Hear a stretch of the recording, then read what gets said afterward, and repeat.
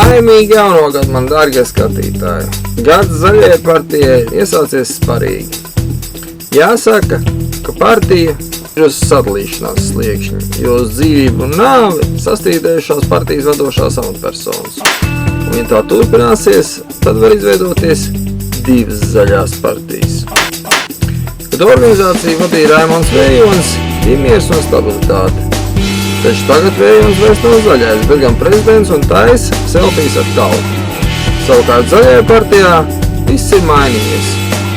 Sastīdējušies tā saucamie liberālie vecbiedri un jau pienākušie bezkaunis.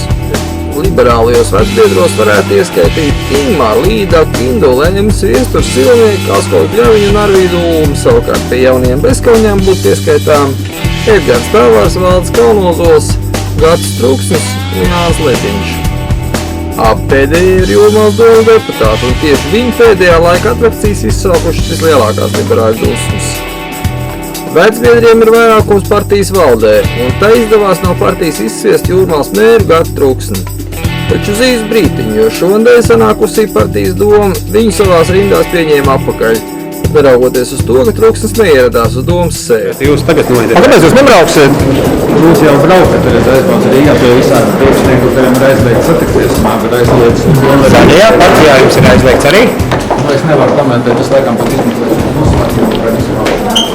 Truksnis apgalvo, ka no mēra amata atkāps veselības stāvokļa dēļ, un viņš nemelo. Pagājušajā gadā 3 pilsētas domas sēdes bija jāved priekšsēdētāja vietniecei Sproģei.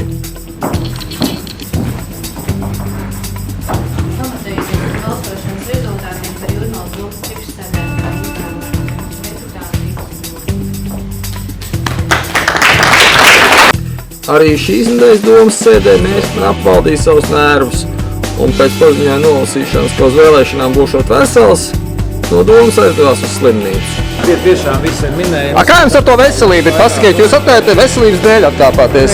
Tas ir viens no iemesliem. Bet kā, ja jums ar to veselību, kā jūs kandidēsiet nākamajās vēlēšanās, to jau nevar zināt, vai jums būs labi tā veselība. Ja nebūs labi, tad nekandidēšu. Bet jūs jau solījāt, ka kandidēsiet.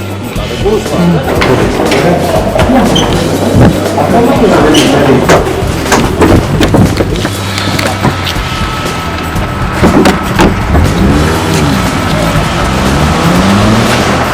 Tomēr vislielākā spriedze Zaļajā partijā ir par to, kas būs numur 1 uz Rīgu.